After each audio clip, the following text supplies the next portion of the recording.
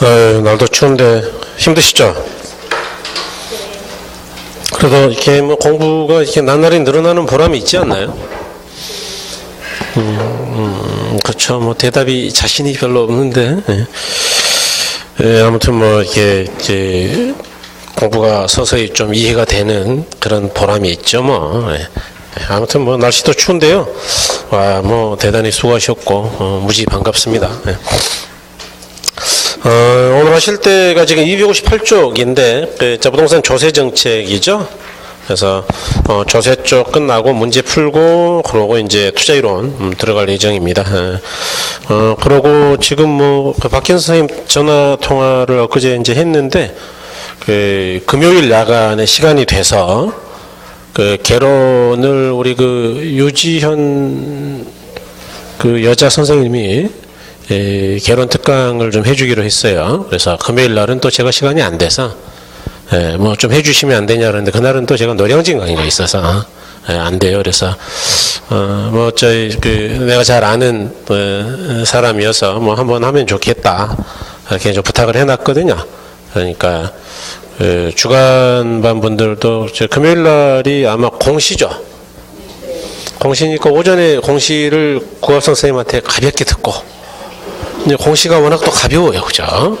재밌잖아. 그래서 공시를 듣고 점심 때 쭉 학개론 공부를 하신 다음에 저녁에 학개론 기출문제, 기출지문을 듣는 거예요. 또. 그러면 공부가 좀 더 잘 되지 않겠어요? 그래서 그러시면 좋겠다. 그래서 야간반 분들만 또 들으면은 우리 주간반 분들이 손해니까 미리 알려드리는 겁니다. 그래서 이렇게 하시면 좋겠어요. 자, 여러분 부동산 조세인데 제1절이 조세의 의의 및 기능이다 그랬죠. 그래서 뭐 의의, 기능 이런 건 이제 우리가 세법에서 하니까 뭐 그런 건 거기서 공부하시면 되고 제2절에 가시니까 이제 조세 전가 귀착이다 그랬는데 그 용어만 아시면 된다 그랬죠. 전가 귀착이 뭐냐? 전가는 미루는 거고 이제 귀착은 최종적인 부담액이다 그랬는데 예를 들어서 여기 이제 주택의 소유자가 있다. 소유자가 갑이라는 분이다. 이 사람이 이제 이 집을 임대를 했어요. 그래서 임차자가 있는데 이분이 을이다라고 보자. 그런데 이제 얼마 전에 정부가 이제 그 소유자한테 세금을 매겼습니다. 그래서 세금이 한 10만 원 정도 재산세가 늘었다라고 치자. 그러면은 갑 입장에서는 열받겠죠, 그죠? 그러니까 어떻게 하느냐? 임차인 을한테 전화해가지고, 거기 그 월세가 월 30인가 알고 있는데요. 세금 때문에 내가 못 살겠어요. 그러니까 조금 올립시다. 혹시 뭐 나가고 싶으면 나가시고요. 이렇게 이야기하더라. 진짜 싸가지 없죠, 그죠? 그래가지고, 그래서 얼만데 그랬더니 36으로 올린다 그러더라. 이 얘기가 뭐예요, 지금? 그러니까, 갑의 입장에서는 자기가 내야 될 세금 중에 6만 원을 자기가 내는 거예요. 남에게 미룬 거예요. 이런 걸 전가라고 합니다, 전가. 그러면 최종적으로 얼마씩 낸 겁니까? 지금, 임차인 입장에서는 지금 세금의 6만 원을 부담한 것이고, 소유자 갑 입장에서는 4만 원을 부담했죠? 이와 같이 최종적으로 얼마씩 냈느냐라는 걸 귀착이라 그래요, 귀착. 그래서 조세 전가 귀착은 이렇게 본다. 일상적으로 사실 조세가 부과되면요, 전가가 좀 돼요, 싫으냐. 그래서 어떻게 전가되느냐는 이제 공부가 많이 되면 될수록 이해가 조금 더 편해지는데, 오늘도 한번 도모해 보죠. 탄력성에 따라 달라집니다, 전가되는 게. 자, 조세부담의 전가인데, 자, 조세가 최초 납세 의무자에게 부과됐을 때 납세 의무자의 부담이 되지 않고 조세부담의 일부나 전부를 다른 사람에게 이전시키는 것, 이런 걸 전가라고 하죠. 괄호 2번은 귀착인데, 정부가 조세를 부과하는 경우에 자, 조세 전가로 이러한 조세액에 대한 실질적 부담이 수요자나 공급자에게 최종적으로 귀속되는 것, 그런 걸 조세 귀착이라고 한다 그랬죠. 그래서 이제 괄호 3번이 이제 우리가 공부하실 부분인데, 이와 같이 전가나 귀착을 통해서 생산자나 소비자 사이에 세금이 어느 정도 배분되느냐라는 것은 수요와 공급의 탄력성에 따라 달라진다. 그러니까 수요자 공급자가 일방적으로 낸다고요? 보통은 나눠서 낸다고요? 보통은 나눠서 내거든요. 그래서 탄력성에 따라 다르다 이야기예요. 그다음에 이제 그 두 번째 재산세 부과의 효과인데, 여러분 넘어가 보세요. 넘어가시면 그래프가 하나 나오는데, 뭐 이 그래프가 굉장히 뭐 꼭 이해해야 되거나 그런 건 아니에요, 사실은. 그래프를 이해를 못해도 조세에 관련된 문제를 거의 맞출 수 있죠. 그런데 거의라 됐지 전부 다를 맞춘다는 이야기는 안 했잖아요. 그죠? 그러니까 아주 어려운 문제가 이제 그래프랑 좀 관련이 있어요. 그래서 혹시 우리가 또 어려운 문제가 나올 수도 있으니까 그래프를 미리 연습을 쭉 해보자 그 이야기인데, 우리가 이미 11월 달에도 사실은 연습을 좀 했어요. 그래서 그때는 제가 그래프를 아마 한 개를 그렸을 겁니다. 그런데 오늘은 그래프를 두 개를 그리겠습니다. 그래서 두 개를 그린다는 이야기는 이제 비교를 하겠다 그런 이야기인데, 조금 더 까다로울 수도 있지만 더 정확해지는 거죠. 그래서 한번 보시자고요. 하나, 둘, 셋, 넷, 이렇게. 그래서 이제 이 두 개는 비교를 목적으로 그리는 거기 때문에 이제 그래프 자체가 굉장히 정밀해야 됩니다, 실은. 그래서, 자를 대고 그리는 게 가장 좋은데, 우리가 뭐 칠판에다 자를 대고 그린다는 거는 거의 불가능하죠. 그래서 그냥 그릴게요. 일단, 자, 수요 곡선의 그래프는, 대략, 기울기가 비슷하게 그리려고 노력하겠습니다. 약간 다르네요. 자. 어제 밤새 연습했는데 새벽에 좀 잤어요. 야, 영향을 주네, 그죠? 야, 좋아요. 비슷하죠? 뭐 아무리 봐도 비슷합니다, 그죠?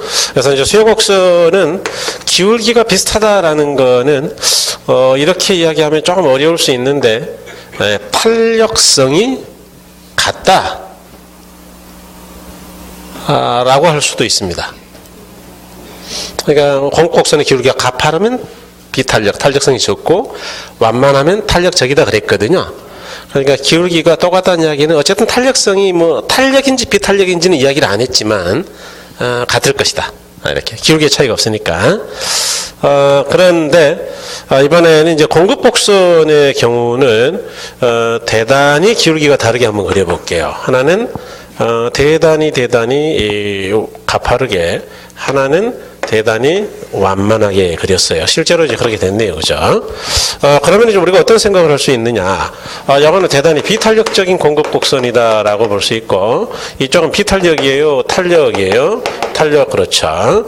그러니까 이제 수요 쪽이 기울기가 똑같다는 이야기는, 이제 수요 쪽은 탄력성이 같다라고 하더라도 공급은 탄력성이 다르다라는 이야기이고, 그럴 때 공급자에게 부담되는 조세가 어떻게 달라지는지를 눈여겨보시는 게 당연히 이 그래프의 목적이죠.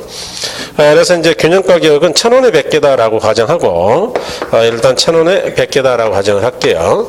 그런 다음에 양쪽에다가 똑같이 조세를 30%를 부과할게요. 이제 이런 걸 비례세라고 하는데, 지금 뭐 비례세 그런 게 중요하진 않아요. 그래서 가격의 일정 비율을 조세를 부과한다 그런 이야기인데, 그러면 어떻게 조세가 부담되느냐. 일단 이 왼쪽 그래프의 경우에는 가격이 조금 올라가네요. 1,100원까지. 그래서 이 위쪽 부분은 균형가격 위쪽은 누구 부담이라고 했느냐? 수요자 부담이다 라고 이야기를 했고, 균형가격 아래쪽은 누구 부담이냐? 공급자 부담이다 라고 이야기를 드렸어요. 그래서 처음 들으시는 분들은 당연히 아직 설명 안 했으니까 이 부분 아직 모르는 거예요. 조금 이따 설명드리죠. 여기는 가격이 좀 많이 올라갔는데 보니까, 그래서 1,000원에서 여기까지가 이제 1,200원이라고 치자.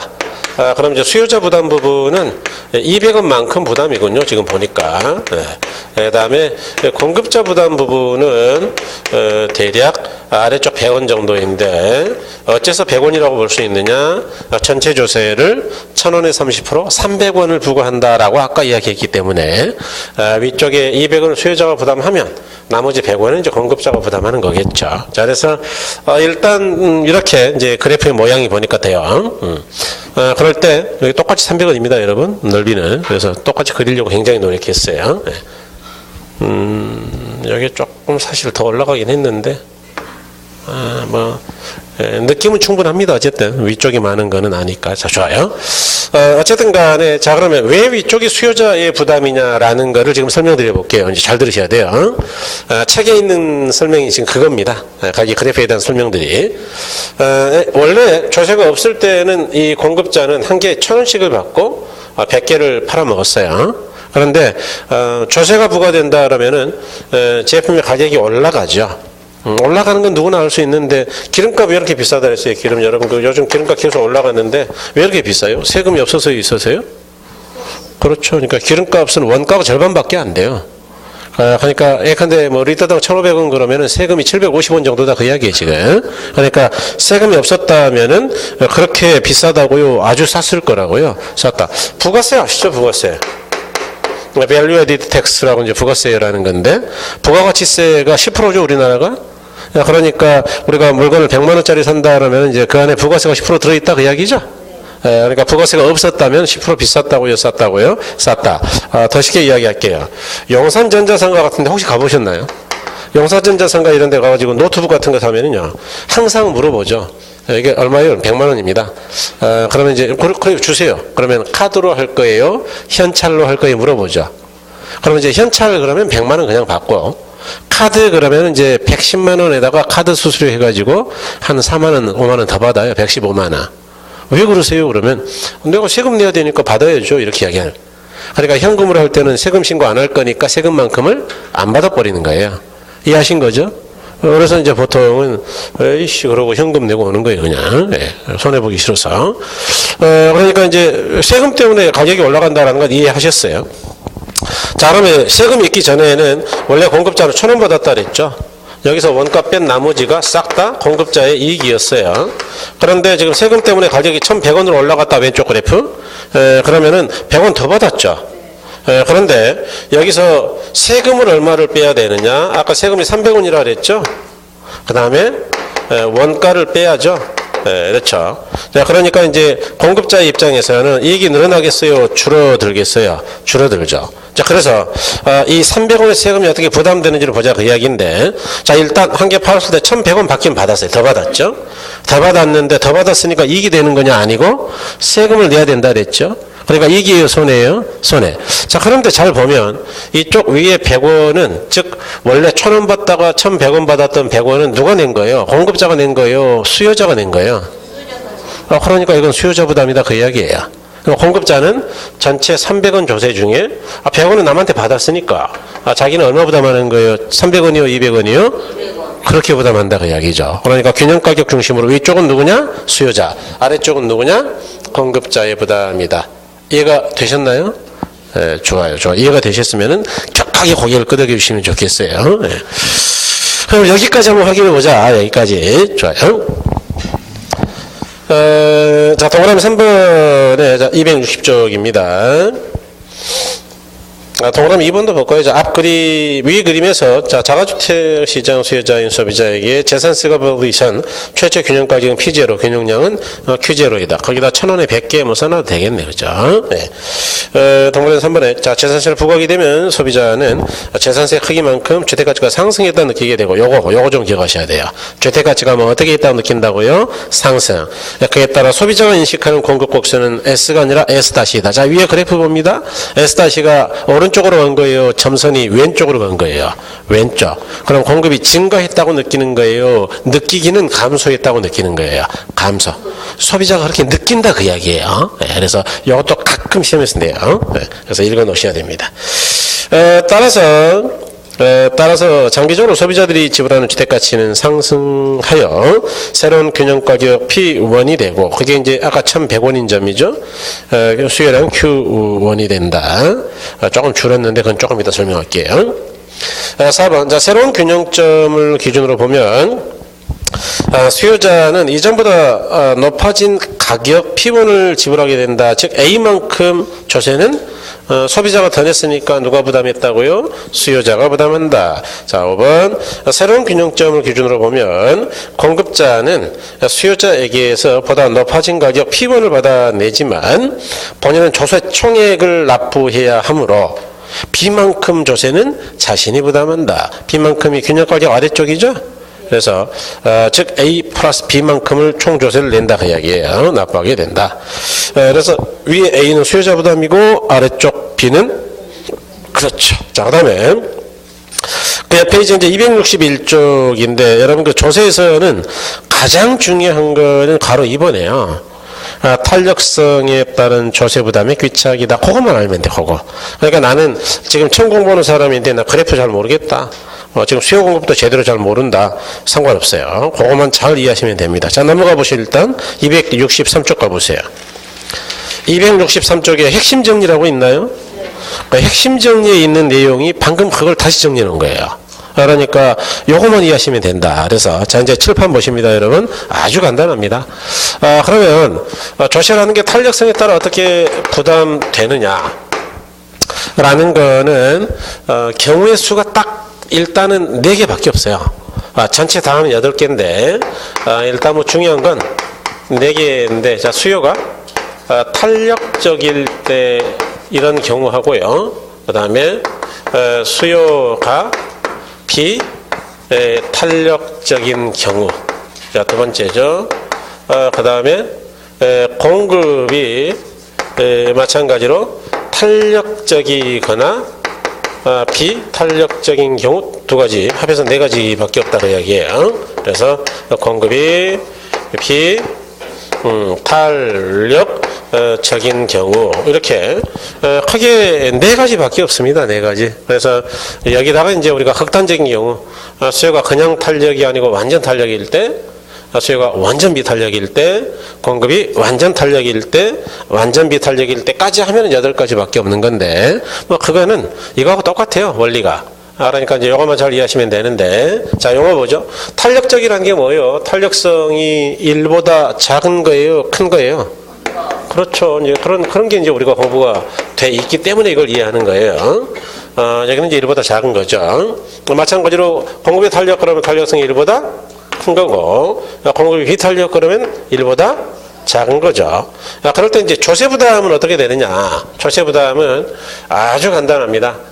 이 탄력성과 부담액은 정확하게 반대입니다. 그래서 반대라는 이야기는 뭐냐? 탄력성이 크면 클수록 조세 부담은 크다고요? 적다고요? 적다 이런 이야기예요. 그래서 논리가 뭐 꼴랑 한 개밖에 없어요. 반대다 이것만 알면 돼요. 너무 간단하거든요. 너무 간단하니까 또 이해를 잘 못하는 경우도 없지 않아 있어요. 설마 뭐 다른 것도 있지 않을까? 다른 거 있긴 있죠, 물론. 있는데 반대다. 그러면 수요가 비탄력적이다 그럴 때는 탄력성이 적으니까 부담액은 작아질까요? 커질까요? 반대라니까요. 공급이 탄력적이다 그럴 때는 얘가 탄력적이니까 부담액은 반대로 작아진다 그 이야기고 이쪽은 탄력성이 적으니까 반대로 부담액은 작아진다고요? 커진다고요? 커진다. 이거밖에 없어요. 반대. 자, 그런데 이제 문제가 하나 있어요. 문제가 보세요.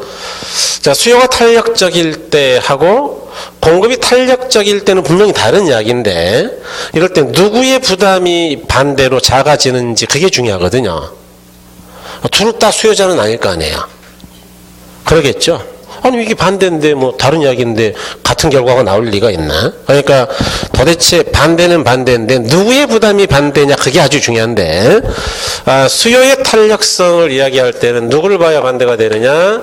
수요자의 부담을 봐야 반대가 돼요. 네.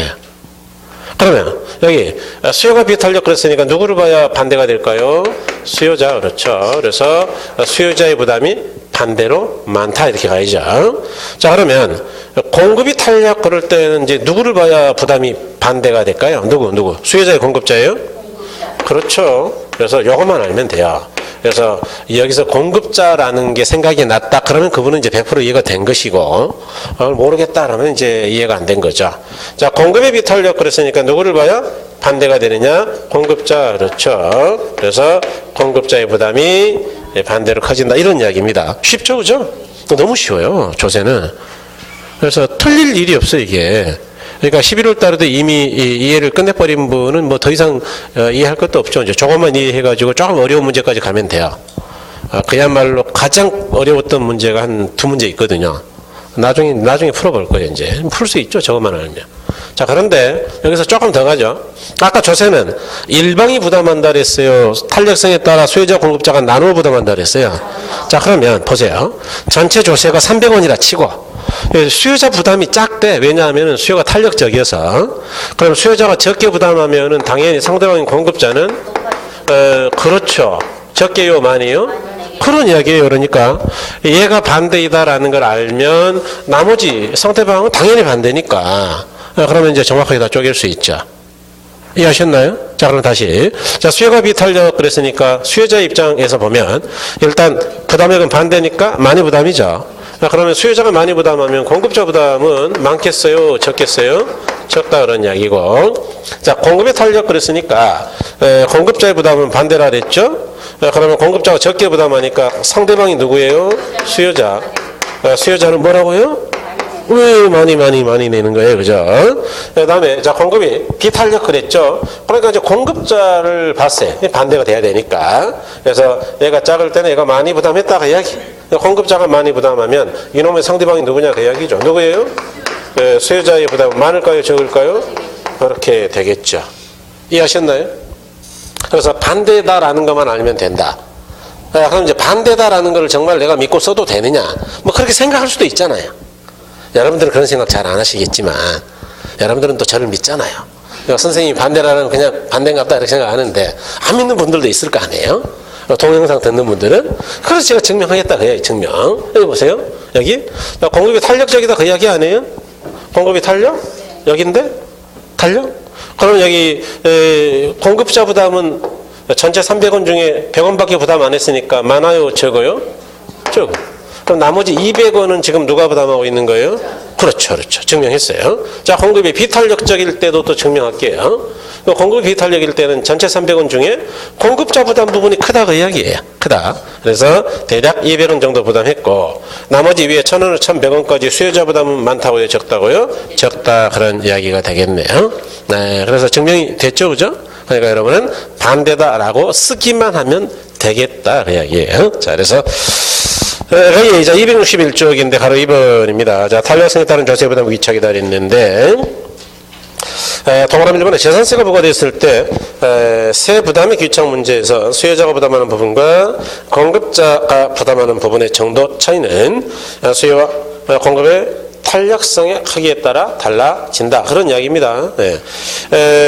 동그라미 2번에 즉 상대적으로 수요의 가격 탄력성이 클수록 반대로 수요자의 부담은 작고 수요의 가격 탄력성이 작으면 작을수록 수요자의 부담은 커진다 그런 이야기죠. 그리고 상대적으로 공급의 가격 탄력성이 클수록 공급자의 부담은 작고 공급의 가격 탄력성이 작을수록 공급자 부담은 커지는 것이다.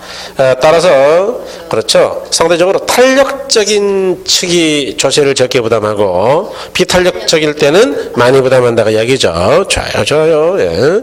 그 다음에 이제 넘어가셔가지고 그 그래프를 다 볼 것 전혀 없고 아까 앞쪽에 있는 두 개 그래프를 제가 그린 건데 저 칠판에 저건 이제 설명드렸으니까 핵심으로 가보죠. 핵심 263쪽에 핵심 정리 한번 가보자.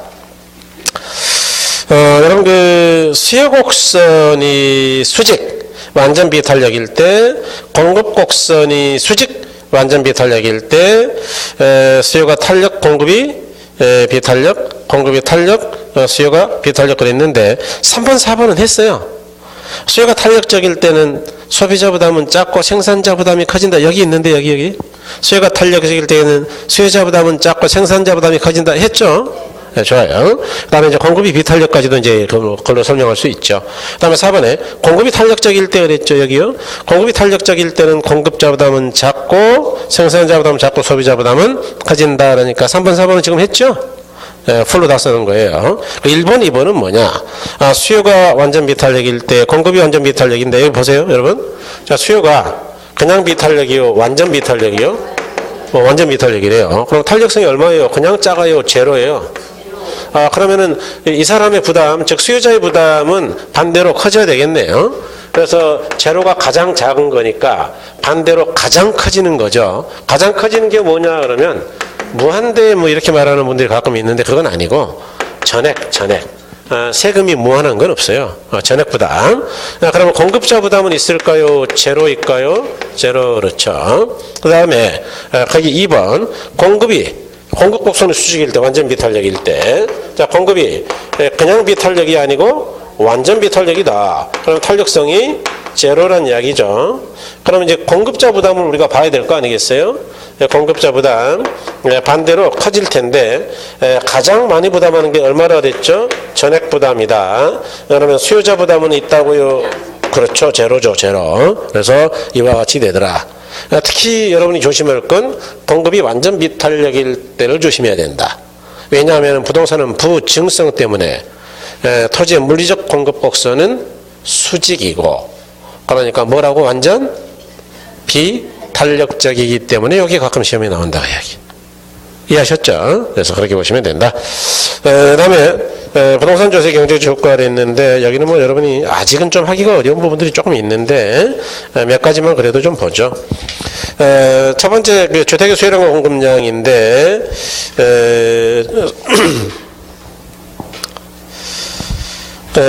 동그라미 1번 주택 수요자에 대해 조세부과는 수요자의 지불액을 높이고 공급자의 주택 수입을 감소시킨다. 그러므로 소비자는 주택 수요량을 감소시키고 생산하는 공급량을 감소시킨다. 여기 보세요.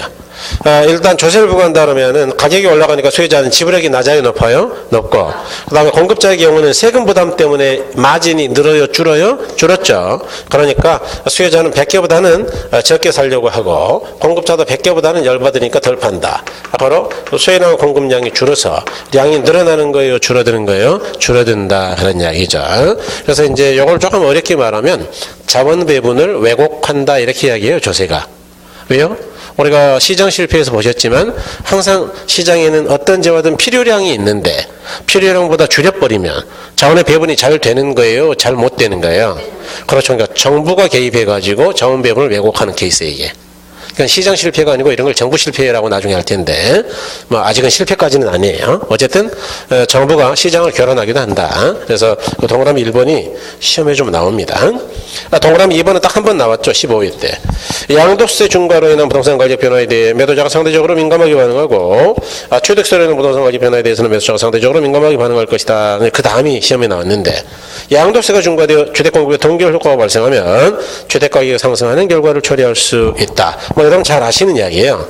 예컨대 갑자기 정부가 양도세를 팍 올려. 그러면 사람들이 집을 마음껏 팔 수 있을까요? 막 눈치 보고 있을까요? 그러니까 다른 놈이 팔았을 때 얼마나 만나보자. 이렇게 눈치 보는 거예요. 그러니까 거래가 된다고요? 거래가 뚝 끊긴다고요? 그런 걸 동결 효과라 그래요. 동결. 그래서 거래가 꽁꽁 얼었다. 얼었어. 동결. 그 다음에 이제 가로 1번에 신규주택과 재고주택 그랬는데, 이거는 이제 여러분이 조금 더 공부가 돼야 되니까, 나중에 보기로 하고. 자, 넘어가세요. 넘어가셔가지고. 4번은 이제 양도세 경제적 효과인데, 양도세에 대한 거는 뭐 아까 봤던 거랑 거의 비슷합니다. 자, 가로 3번 보시면, 그러나 동결 효과가 존재한다면 시장에 대한 공급은 제한하여 가격은 오히려 상승하고 거래량은 더 감소할 수가 있다. 그래서 부동산 양도세 부과로 인한 수요 감소보다 공급 동결 효과가 클수록, 또는 수요에 비해서 공급의 가격 탄력성이 클수록 새로운 균형점은 가격이 상승하고 거래량이 감소하는 수준에 결정된다. 그랬는데 조금 어려운데, 두 번째 줄, 세 번째 줄만 아시면 돼요. 어쨌든 양도세가 부과되면 수요도 감소하지만 공급이 된다고요. 동결 효과가 있다고요. 그거만 이해하시면 된다. 그 이야기예요. 그래서 이렇게 보시면 되겠다. 그 다음에 또 5번에 헨리 조지라는 사람은 여러분 시험에서는 이제 2번 나왔죠. 2번. 그래서 헨리 조지는요, 미국의 경제학자입니다. 저는 이제 개인적으로 굉장히 존경하는 학자인데, 어려워요, 책이. 이분은 이제 일생에 거쳐서 한 권의 책을 썼습니다. 저도 이제 그 책을 가지고 있는데, 양장본이라고 이제 하드카바. 딱딱한 카바 있잖아요. 그걸로 된 걸 가지고 있는데, 진보 빈곤이라는 책이에요. 그래서 영어로 또 Progress and Poverty라는 책인데, 헨리 조지는 전체 학력이 중학교 중퇴입니다. 그러니까 학력이 있다고요, 없다고요? 없어요. 그래서 이제 이 사람은 안 해본 일이 없어요. 직업이 17가지, 책에 소개된 것만. 그래서 17가지인데 가장 오래 일했던 게 인쇄소 직공이었어요. 인쇄소가 책을 만드는 데 아니에요. 그러니까 이제 책 잘못된 원고는 많거든요. 그래서 이제 독학으로 공부를 한 양반, 독학. 생각 한번 해볼까요? 독학으로 공부했다는 게 어떤 느낌이 드세요? 일단 독하다. 의지가 강하다 뭐 이런 느낌도 들지만 체계적으로 공부를 하지 않았기 때문에 생각하는 사고방식이 학교에서 공부한 사람들하고 같을까요? 조금 다를까요? 다르죠. 독특하죠. 사고가 독특해요. 그러니까 그래서 어려운 거예요. 그러니까 경제학을 제대로 공부했으면은 제가 책 쓰듯이 이렇게 쭉 목차를 잘 만들었을 건데 이 사람은 제대로 공부를 하지 않았기 때문에 목차가 없어. 이거 썼다 저거 썼다 난리예요. 그러니까 어려워요. 그런데 이 사고방식은 대단히 뛰어난 분인데 이분이 주장했던 거는 이것만 기억하시면 돼요. 토지단일세라는 거를 주장했어요. 토지단일세가 뭐냐 말 그대로 다른 세금 부가가치세나 소득세 싹 다 없애버리고 토지 딱 한 가지만 세금을 걷으면 미국이라는 거대한 국가도 얼마든지 운영이 가능하다 라고 주장한 거예요. 그러니까 다른 세금을 놔두자고요. 토지에만 세금을 걷자고요. 토지에만 세금을 걷자 그런 이야기죠. 이유는 뭐냐? 토지라는 건 어떤 특성이 있어요? 부증성의 특성이 있죠? 인간이 만든 적이 있어요? 없어요? 없죠. 그 다음에 예컨대 주변 지역의 개발 때문에 나의 땅값이 올라가는 것. 외부 경제인데 이 외부 경제 같은 경우는 대부분 이 개발 이익이 지주의 노력과 관계가 있어요? 없어요? 없죠. 그러니까 불로소득의 성격이 강하단 말이죠. 그래서 외부 효과 때문에 발생하는 이것도 마찬가지인데 인간이 땅을 만든 적도 없는데 땅을 자기가 소유하고 임대료 받는 거는 부도덕할 뿐만 아니고 이렇게 외부 환경의 변화 때문에 발생하는 가격 차익은 그야말로 불로소득 아니냐. 그러니까 불로소득을 놔둔다는 건 사회적으로 여러 가지 문제를 이야기하니까 놔두자고요. 싹 다 걷어들이자고요. 그러니까 개발 차익으로 인해 발생하는 토지가치 상승분은 싹 다 걷어버리자 거예요. 국가가. 그러면 인간이 신성한 노동을 투입해가지고 일해서 벌어먹은 소득세라든가 이런 거는 걷을 필요도 없다. 그런 이야기. 그래서 이렇게 주장했던 게 이제 헨리 조지이죠. 그래서 부당이득, 불로소득을 세금으로 환수하자 그 이야기거든요. 그래서 많은 분들이 사실은 이분의 의견에 공감을 했고 그래서 우리나라에 대한민국에도 헨리 조지 연구회라는 회가 있어요. 이제 대학 교수들이 주축이 돼가지고 그래서 헨리 조지 연구회는 민주당 계열의 정권이 들어설 때마다 이제 정책 고문들 많이 들어갑니다. 과거 노무현 정부 때 이게 시험에 나왔거든요. 노무현 정부 때는 뭐 나올 수밖에 없죠. 나왔는데 그때 정책 고문이 경제 고문이 경북대 교수 김정우 교수예요. 김정우 교수가 헨리 조지 연구회 회장이에요. 네, 저도 그분 그 강의를 한번 들어봤거든요. 헨리 조지 이야기를. 근데 잘해요 강의. 네, 대학 교수치고는 굉장히 강의를 잘하십니다. 대학 선생님들이 강의 잘하는 분들이 많지가 않은데 실력은 탁월한데 이제 말 주변은 좀 없어요. 선생님들이. 근데 이분은 굉장히 논리가 세요. 그래서 아주 감동을 받았는데 이 정도 하시면 된다. 자, 그래서 여러분 가로 1번에 하나 둘 세 번째 줄 중간에 가시면 토지가치세는 농지세나 주택세 등 토지를 소유하기 때문에 부과되는 토지세하고는 좀 다른데 이 토지가치세는 토지 소유자의 노력이나 공헌과 직접 관계없이 인구 증가나 지역사회 발전 등 외부 효과로 인해 증가된 토지가치에 대해서 부과되는 세금이다. 아까 제가 설명드렸던 게 이거죠. 그러니까 이런 불로소득 놔두자고요. 싹 다 환수하자고요. 환수. 따라서 토지에서 발생하는 지대 수입을 100% 걷어들인다면 토지가치세 수입만으로도 재정을 충분히 감당할 수 있기 때문에 토지가치에 대한 조세 이외 모든 조세를 싹 다 없애버리자라고 주장한 게 토지 단일세 이론이다. 이걸 주장한 학자가 누구라고요?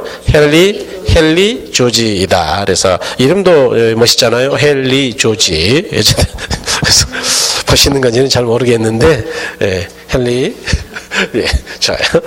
그래서 이렇게 된다. 그래서 굉장히 불우했던 사람인데 굉장히 위대한 학자로 남았습니다. 딱 한 권의 책 가지고.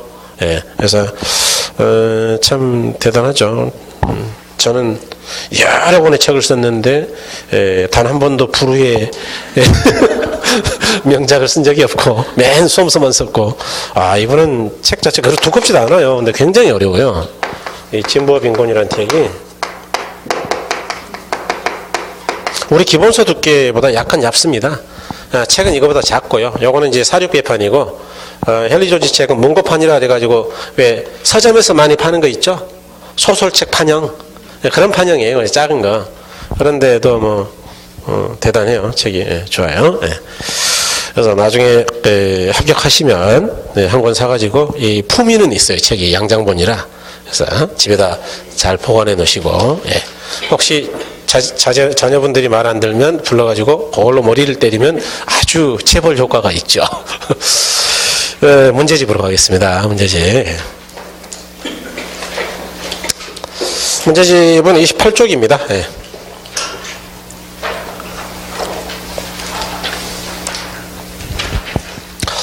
제3장 부동산 정책인데 여러분 그 2번 보니까 정보주택시장 개입하는 이유에 대한 설명이 다 틀린 것 그랬죠. 그래서 동그라미 1번에 주거복지 측면에서 최소한의 질적 수준을 갖춘 주택이 부족하기 때문이다 그랬는데 그렇죠.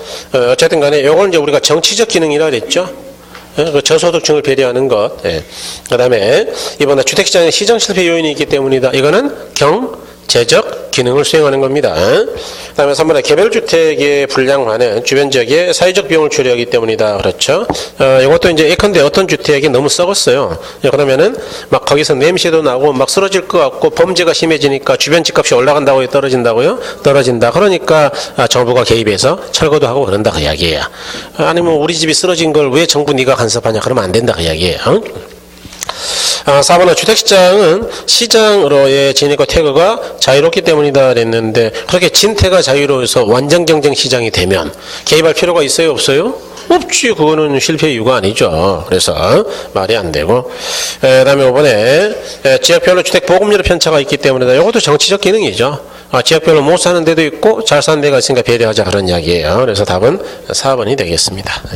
자, 4번 문제로 가셔가지고 자, 부동산 시장에 대한 정부의 공적 개입과 관련된 설명 중 틀린 것 그랬죠. 동그라미 1번에 불안정 경쟁으로 인한 시장 실패 문제를 보완하기 위해서 정부가 시장에 개입할 수 있다. 경제적 기능이죠. 예. 이번에 공공재나 외부 효과로 인한 시장 실패 문제를 보완하기 위해서 개입할 수 있다. 그렇죠. 그러니까 이유가 벌써 3개 나왔어요. 동그라미 1번에 불안정 경쟁 시장, 2번에 공공재, 그 다음에 외부 효과 이렇게 3개나 이유가 나와버렸죠. 그 다음에 3번에 토지용 규제는 토지용을 사회적으로 바람직한 방향으로 유도하기 위해 토지 이용 행위를 제한하는 방법이다. 그렇죠. 그래서 우리가 이제 정부가 개입하는 방법 중에는 3가지가 있었죠. 이용 규제라는 게 있었고, 직접적 개입이 있었고, 간접적 개입이 있었는데 그 중에 이제 토지용 규제에 대해 설명하는 겁니다. 그 다음에 4번 정부의 시장 개입은 정부가 의도하지 않은 부작용이 나타나는 등 실패할 가능성도 있다. 이런 걸 정부 실패라고 그랬던 거죠. 5번 부동산 시장에서 정보가 불완전하더라도 조합법원의 효율성이 달성된다 그랬는데 그러면 누가 개입하겠어요? 정보가 불완전해서 소위 이 시장 실패의 원인 중에 4번째가 정보의 불완전성이죠. 정보의 불완전성이나 비대칭성, 그러니까 시장이 실패하는 거죠. 그래서 5번은 말도 안 되는 이야기다. 그 다음에 6번은 공공재에 대한 설명으로 틀린 거 그랬는데 동그라미 1번에 공공재 소비에는 비배제성과 비경합성의 특성이 있지요. 2번 공공재의 공급을 사적시장이 맡기면 사회에서 필요한 양만큼 충분히 생산이 되어 적어져요. 그래서 거의 불가능하다 그랬죠. 그러니까 아주 적어져요. 2번 틀렸고 3번에 공공재는 일반적으로 정부가 세금이나 공공의 기금으로 공급하는 경우가 많다. 그렇죠. 그래서 공공재는 주로 국가가 많이 공급하죠. 그 다음에 4번에 공공재는 외부 효과를 유발하는 경우가 많다. 그렇죠. 그래서 공공재가 예컨대 도로 같은 게 신설되면은 땅값 내려가요, 올라가요? 거기 외부 효과예요. 정의 외부 효과죠. 5번에 잘 보존된 산림은 공공재 성격을 지닌다. 그렇죠. 그러니까 산림이 잘 보존되면 환경이 좋아지니까 아무래도 이제 우리가 마음껏 가지고 가서 놀 수 있으니까 공공재 성격이 강해지죠. 다음에 이제 8번에 정부 부동산 시장 개입에 대한 설명으로 틀린 거랬죠. 그래서 동그라미 1번에 시장 실패를 보완하고 정부의 효율성을 높이기 위해 개입할 수 있다. 좋아요.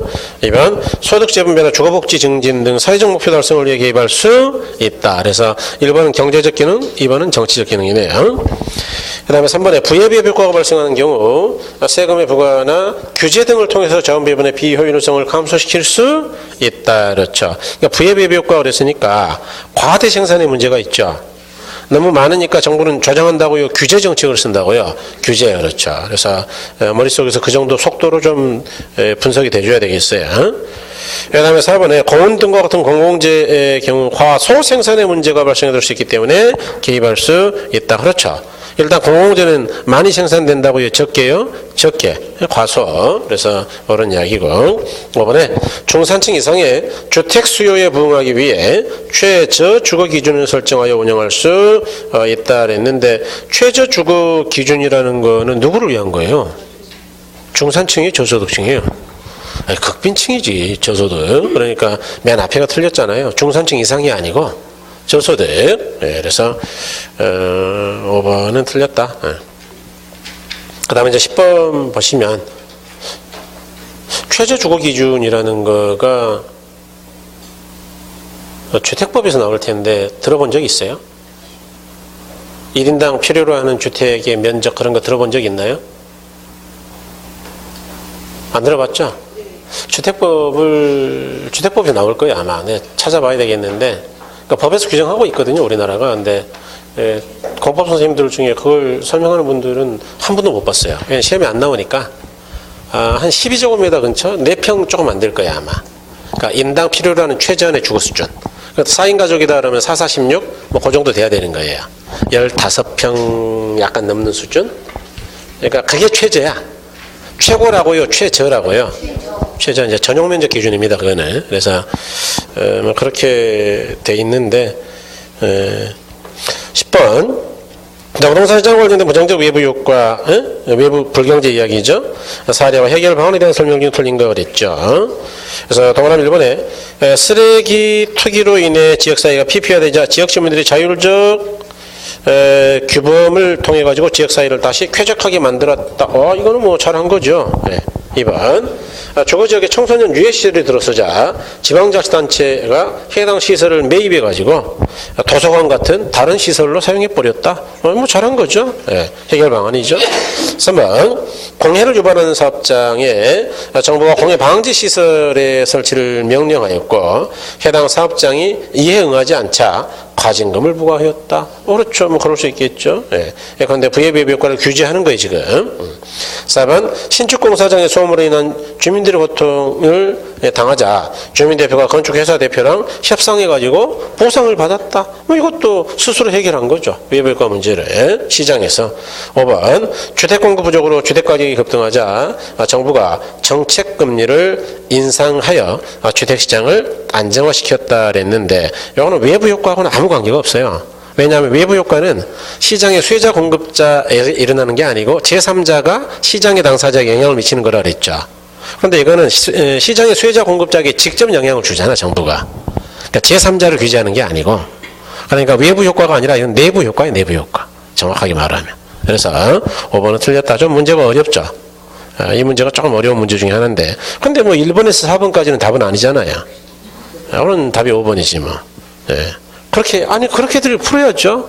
뭐 여러분들이 다 100% 알고 풀려면은 1년 내내 결혼만 공부하면 되고, 다른 과목은 안 한다 그 이야기예요, 지금. 그럴 수는 없잖아요.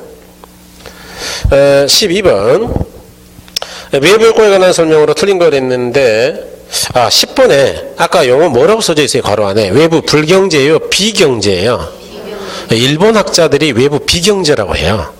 우리나라 중국은 외부 불경제라고 그러고. 그러니까 이런 용어는 이제 일본에서 공부한 사람이 출제했다 이렇게 볼 수 있는 거예요, 지금.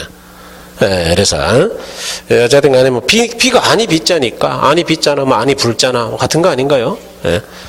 그래서 그렇게 보시면 되고. 자, 12번. 외부 효과에 관한 설명으로 틀린 거 그랬죠. 그래서 부예비업 효과에 대한 규제는 부동산의 가치를 상승시키는 효과를 가져올 수가 있다. 외부 효과를 규제하면 다 가치가 상승하죠. 정이든 부든. 그래서 옳은 이야기고. 2번 장애 비업 효과의 경우 비용을 지불하지 않은 사람도 발생되는 이익을 누릴 수가 있다. 그러겠죠. 예컨대 주변에 지하철역이 생겼다. 그러면은 장애 비업 효과를 누리는데 비용을 당연히 지불하지 않았어도 가격 올라가죠. 그래서 옳은 이야기고. 3번에 지역지구제나 토지용 계획은 외부 여건의 문제를 해결 수단이 될 수가 없다 그랬는데, 여러분 그 부예비의 효과를 제거하기 위해서는 일단 규제 정책을 쓰는데, 규제 정책을 써도 말을 안 듣더라. 그럴 때는 아예 공장에 못 들어오게 한다 그랬죠. 그걸 뭐라 그랬어요? 지역지구제 그랬잖아요. 그러니까 지역지구제를 통해서 이 부예비 효과를 제거할 수 없다고요? 있다고요? 있다. 그러니까 제거할 수 있어요. 그래서 그런 이야기이고, 지금 10번 문제 풀고 있나요? 12번? 네, 12번. 그래서 문제, 지역지구제나 토지용 계획은 외부 효과 문제 해결 수단이 될 수가 없다가 아니고 있다. 부예비 효과를 해결하는 수단이에요. 4번에 부동산의 부동성과 인접성은 외부 효과와 관련이 있다. 이거는 뭐 다 알고 계시죠? 인접, 주변에 붙어 있으니까 외부 환경 영향을 받는다 그랬고, 쓰레기장이 있어도 못 움직이니까 영향을 받는다 그랬잖아요. 그 다음에 5번에 부예비 효과가 발생하는 재화의 경우 시장에다 맡겨주면 지나치게 많이 생산될 수가 있다. 그렇죠. 부예비 효과는 우리가 안 좋아하는데 과소 생산이에요? 과대 생산이에요? 과대. 정예비 효과는 우리가 좋아하는데 과대요? 과소요? 과소. 그렇죠. 그러니까 항상 세상은 우습게도 내가 좋아하고 찾는 거는 작아요. 이해하셨나요? 돈은 좋아하고 찾으니까 돈이 항상 충분해요? 항상 모자라요? 모자라. 그러니까 웃겨요. 진짜. 우리 우스갯소리 가끔 하는데요. 호주머니에 이제 보통 한 20만 원 정도 이렇게 찾아 넣잖아요. 그러면은 꼭 돈 쓸 일이 생겨요. 그래가지고 금방 없어져. 그럼 또 찾아 놓잖아? 또 안 찾아 놓으면은 또 안 생기는 것 같아. 이상해. 저도 그저께 했나? 이제 여기 왔다 갔다 할 때 좀 새벽에 나오니까 불안해서 배터리가 약간 한번 방전됐어요. 내가 볼 때는 안 갈아도 돼. 왜냐하면 3일간 차를 세워놨거든. 여러분들은 차에 대해 잘 모르시잖아요. 차가 서 있으면 배터리를 안 먹는 게 아니에요. 이 실린더가 너무 차면 시동이 안 걸려. 그래서 실린더에 코일이 엉겨 있어요. 코일. 열선이. 그래서 주기적으로 실린더를 한 번씩 데펴.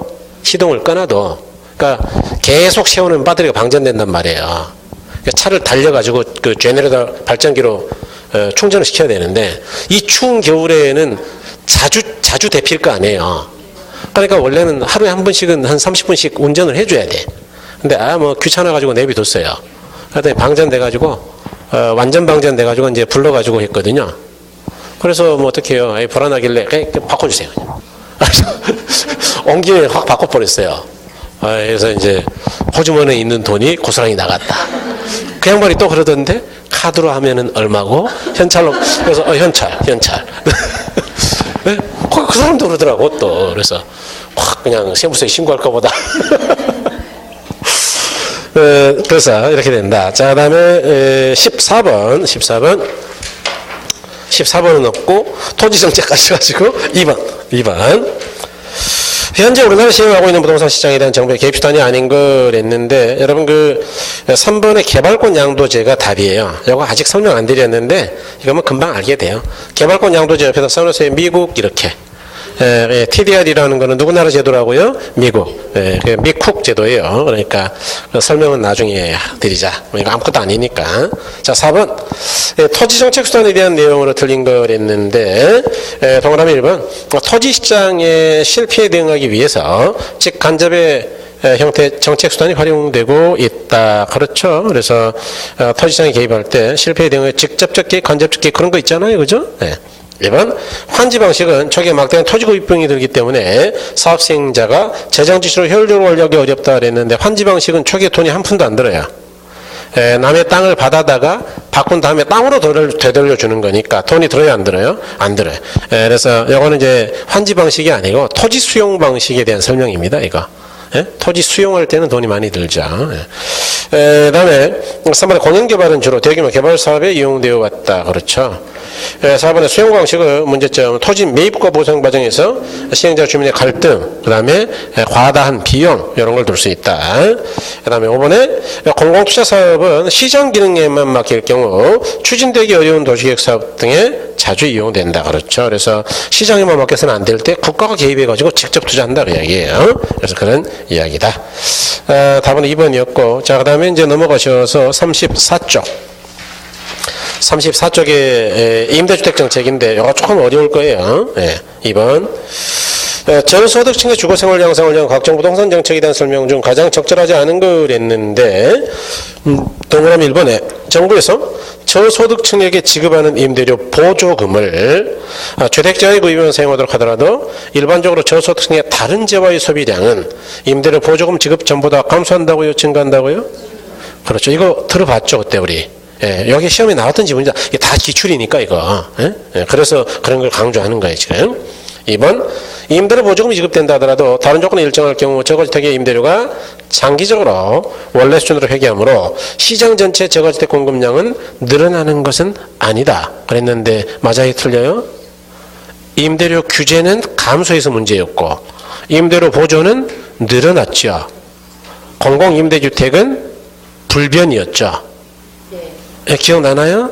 네, 좋아요. 그러니까 복습 조금 더 열심히 해주시면 좋겠어요. 2번 틀렸고. 3번 정부의 공공임대주택 공급은 임대료에 대한 이중가격을 형성하므로 공공임대주택 거주자들은 사적시장과의 임대료 차익만큼 정부로부터 보조받는 것과 다를 바가 없다. 공공임대주택은 500보다 싸게 300에 살았잖아요. 그 차이가 누가 보조해 준다고? 정부가. 좋아요. 그다음에 4번 규제 임대료가 이제 임대료 규제에 대한 이야기예요. 뭘 묻고 있는지 잘 봐야 됩니다. 이거 규제 임대료가 시장 임대료보다 높다면 임대료 규제는 임대료소나 질적자를 가져오지 않고 기존 세입자들의 이동도 저하시키지 않는다. 이게 뭔 말이에요? 임대료 규제는 규정 가격보다 높아야 된다 그랬어요? 낮아야 된다 그랬어요? 그러니까 높으면 효과가 없다 그 이야기예요 지금 이게. 효과가 아무것도 없다. 주거 이전을 제한하지도 않고 주택난에 시달리지도 않고 질적 저하도 없고 아무것도 없고 암시장도 없고 8개가 다 없다. 그때 임대인 정부 입장 8개 쭉 썼잖아요. 그런 효과가 하나도 없다 그냥. 그래서 그중에 2개만 나열한 거 지금. 5번에 임대료 규제는 임대료 수준 또는 임대료 상승률을 일정 범위 내에서 규제하여 임차 가구를 보호하자 하는 가격 규제 일종이다. 그렇죠. 가격 규제 중에서도 최고 가격 규제의 일종이다. 거기다 최고라고 하나 써주세요. 그럼 더 정확하지. 공부도 더 되고. 그래서 답은 2번이고 자 4번 문제 보시면 임대 관련 제도에 관한 설명 중 틀린 거 그랬죠? 그래서 동그라미 1번에 임대료 보조 제도는 수요자 지원주택 정책의 한 형태이다. 그렇죠. 정부가 꽁돈을 주는 거니까 수요자를 일단 지원하는 거예요 지금. 2번 임대료 보조 대신 동일한 금액을 현금으로 제공하면 저소득층의 효용은 감소한다 그랬는데 이건 설명 아직 안 했어요. 가격 보조하고 현금 보조의 차이인데 간단하게 예를 들게요. 여러분 그 부모님 용돈을 드려요. 용돈. 부모님 용돈을 드리는데 3가지 방법이 있겠네요. 첫 번째는 현금을 드리는 방법이 있고요. 두 번째는 물품을 아예 사다 드려. 예를 들어서 우리 어머님은 거동이 불편하시지. 그래서 어머니가 아마 겨울이니까 미끄럽지 않은 운동화 한 컬 필요하실 거야. 그 다음에 두툼한 바지가 필요하겠지. 그 다음에 어머니가 과자를 잘 드시니까 과자 3박스. 그래가지고 박스로 4개를 짊어지고 가요. 이런 방법이 있겠고 현물. 그 다음에 세 번째로는 쿠폰을 갖다 드리는 방법이 있겠죠. 쿠폰. 모든 물건을 살 때 30% 할인하는 쿠폰. 그러면 30% 싸게 샀으니까 용돈 드린 거나 다름없잖아요. 이 셋 중에서 부모님이 뭘 제일 좋아할까? 어떤 게 효용이 제일 클까요? 네? 그럼 답이 나왔네. 이해하신 거죠? 세상 모든 사람들은 현금이 가장 효용이 커요. 간단한 문제야. 네. 그래서 가끔 제가 이제 나중에 이 부분 설명할 때 나중에도 뭐 그 예를 들지 모르겠는데 저희 어머님은요 성질이 상당히 까다로운 분이에요. 활발해 어머님이. 네. 그래서 어렸을 때는 엄청 쥐어 터졌거든요. 네. 우리는 말 안 듣고 그러면 뭐 엄청 맞았어요. 우리 형제는. 그래가지고 뭐 이렇게 용돈을 현금으로 드려야지. 어머님 불편하시잖아요. 실제로 불편하세요. 물건 사다 드리면은 그 성격이 그냥 발로 차요. 지금 장난치는 거냐고 이해하신 거예요? 그래서 현금도 이게 존심 상할까 봐서 웬만하면 통장으로 넣어드리고 그게 안 될 때에는 봉투에 넣어가지고 몰래 살금머니 넣어놔요. 그리고 나오면서 어머니 그 봉투 하나 놔뒀어요. 이러고 나와. 그래야지 얼굴 보고 막 이렇게 드리면 네가 지금 뭐 용돈 좀 줬다고 자랑하는 거야? 그럴 수도 있어요. 우스갯소리고 이제 고맙다 이렇게 이야기하시죠. 어쨌든 효용이 감소가 아니고 증가입니다. 그래서 한번 임대료 보조를 받는 저소득층 주택 소비가 증가하는 이유는 소득효과 대체 효과 때문이다 그랬는데 요거는 이제 뭐 아직은 뭐 너무 어려운데 일단 2번은 틀렸다는 걸 알았으니까 3번 넘어가시고 나중에 설명할게요. 4번 임대료 보조를 받는 저소득층 효용은 임대료 보조를 받지 않은 경우보다는 당연히 훨씬 높겠죠. 꽁돈 줬는데 뭐 만족이 크죠. 5번 시장 균형 가격보다 낮은 순으로 임대를 규제하면 저소득 임차인들의 주거 환경이 악화될 수 있다. 질적 저하 현상이 일어난다. 그 이야기입니다. 그러니까 효과가 있다 그 이야기 이게. 그래서 옳은 이야기다.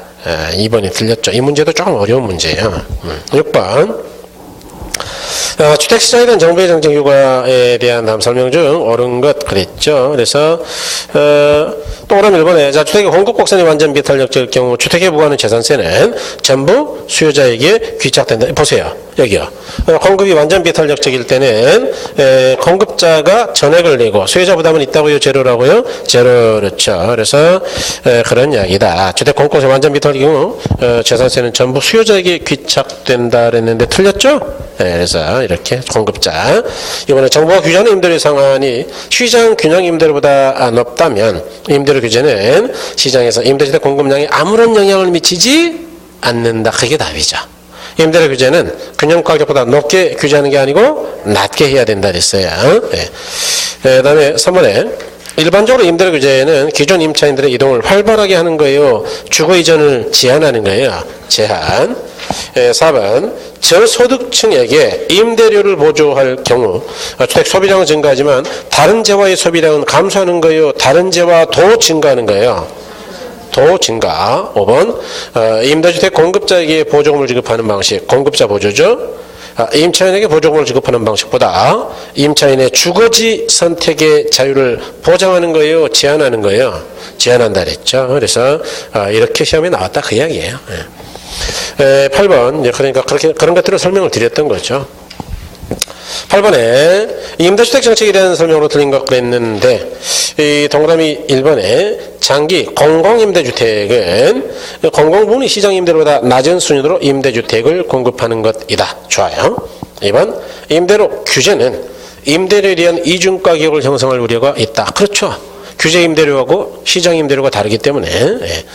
그다음에 3번에 규제 임대료가 시장 균형 임대료보다 낮을 경우 임대부동산의 질적 저하를 초래할 수 있다. 좋아요. 4번에 임대료 보조 정책은 임차인의 임대료 부담을 당연히 줄여주죠. 꽁돈 줬는데 임대료. 5번 임대료 상한제 실시는 임대주택에 대한 초과 공급이 발생했어요. 초과 수요였어요. 임대료 규제하면 초과 수요가 나왔잖아요. 그래서 주택난에 시달렸잖아요. 그래서 초과 공급은 없어요. 그래서 5번에 틀렸다. 그 다음에 이제 10번. 10번은 그건 나중에 하죠. 분양가 상한제는 아직 안 했으니까 나중에. 그 다음에 한번 해볼까? 임대료 규제 실력으로 한번 해볼까? 지금 복습이 안 돼서 어떨지 모르겠는데. 옳은 걸로 묶은 거 그랬죠? 기업간에 장기적으로 민간의 신규 주택 공급을 위축시켜서 주택 가격을 상승시킬 수 있다. 여러분 규제하면 균형량이 늘었어요, 줄었어요? 줄었죠. 그러니까 지금 량이 준다고 해요. 신규 투자 안 한다 그 이야기예요 이게. 그 다음에 니은번에 상한 가격이 시장 가격보다 낮을 경우 일반적으로 초과 공급이에요. 방금 했지만 초과 수요예요. 답 나왔는데 그럼? 니은번 있는 거는 답이 아니잖아 지금. 3번, 4번, 5번은 답이 아니죠? 아니 지금 제가 이야기하는 거 지금 요령 알고 있어요? 이런 문제야말로 쉬워요. 여러분이 그 박스형 문제를 대부분 어렵다고 알고 있는데 박스 안에 나열된 거 이거 어렵다 이렇게 알고 있어요. 다 그렇게 설명을 해 또. 그런데 기억 뭐 니은 이렇게 나열된 거 이런 거는 쉽다니까. 옳은 게 몇 개냐? 그거는 미쳐요. 똑같은 문제를 몇 개냐 그러면 이거는 풀면 안 돼. 똑같은 문제인데 2개인지 3개인지 어떻게 알아? 그러니까 그런 거는 난이도 극상. 그냥 틀리라고 내는 문제 몇 개냐는. 근데 이건 나열형 이거는 이런 문제는 쉬워요. 이걸 또 어떤 사람은 어렵다고 건너뛰어 막. 뭐로 건너뛰어 그냥 2개만 알아도 대충 답이 나오는데. 봤더니 기억 되겠으면 알았으니까 이제 리을만 틀린 거 알면 되겠네. 리을 먼저 풀죠 뭐. 시장 가격 이상으로 상한 가격을 설정하면 무주택의 주택 가격 부담을 완화시키고 제도에 들어있는데 효과 있다 그랬어요, 없다 그랬어요? 균형 가격보다 높으면 효과가 없다 하니까 아무 효과 없어요 이거. 뒤쪽에 무슨 뭐 무주택자 어쩌고 그런 게 아니고 그러니까 틀렸죠. 디귿번 주택 건설업체 수익성을 낮추는 역할을 적용하고 주택 공급을 감소시킨다. 양이 는다 그랬어요? 준다 그랬어요? 줄고. 신규 투자 한다고요? 안 한다고요? 안 하고. 혹은 이제 임대료 규제로 다 풀리잖아요. 그래서 이렇게 분양가를 풀 거다 그 얘기 지금. 네. 그 다음에 자 2번에 다음 38쪽입니다. 네. 조세. 다음 부동산 정책에 대한 설명이다. 가장 적합하지 않은 거랬는데 1번에 자 생산자 소비자 사이의 세금이 어느 정도 배분되는 거는 수요 공급의 탄력성에 따라 다르게 나타난다. 옳은 지문이죠. 이게 시험에서 그렇게 자주 나왔어요. 이렇게 쉬운데 맨날 써먹어 이 지문을. 2번 지역지구제 요구는 부의 배분가를 제각각으로 감소시켜 사회 자원 배분을 보다 효율적으로 하기 위함이다. 좋아요. 3번 공급의 탄력성이 클수록 공급자에게 조세 전가되는 부분이 크다 그랬는데 그럼 반대죠. 여기요. 공급의 탄력성이 크면 클수록 공급자의 부담 부분은 크다고요? 작다고요? 작다. 그러니까 이건 틀린 것 같죠. 예. 그 다음에 4번에 일반적으로 주택 수요는 탄력적이지만 주택 공급은 상대적으로 비탄력적인 경향이 강하다. 이건 옳은 이야기예요. 이유는 뭐냐면 공급은 부증성 때문에 공급이 지연되거든요. 에? 착공에서 완공까지 빨리 된다고요? 지연된다고요? 그러니까 가격 변화의 두뇌, 비탄력적이야. 수요는 가격에 즉각적으로 반응하고. 그래서 옳은 이야기 조금 아직은 어렵죠. 5번 이거는 수요 공급 이론이 잘 돼야 돼.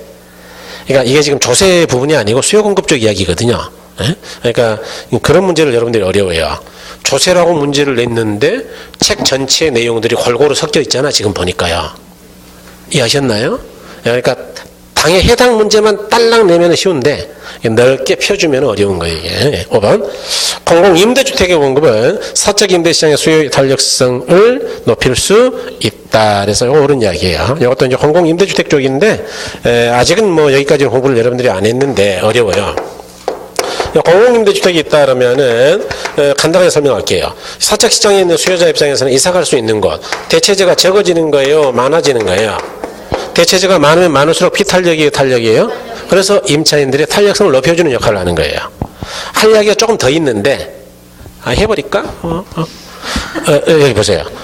임차인, 수요자가 탄력이 되면 탄력이 될수록 시험은 여기까지 나왔어요. 수요자의 조세 부담은 많아져요, 적어져요? 그 공공임대주택은 결국 수요자의 조세 부담도 줄여주는 역할을 해요. 탄력성을 높여가지고.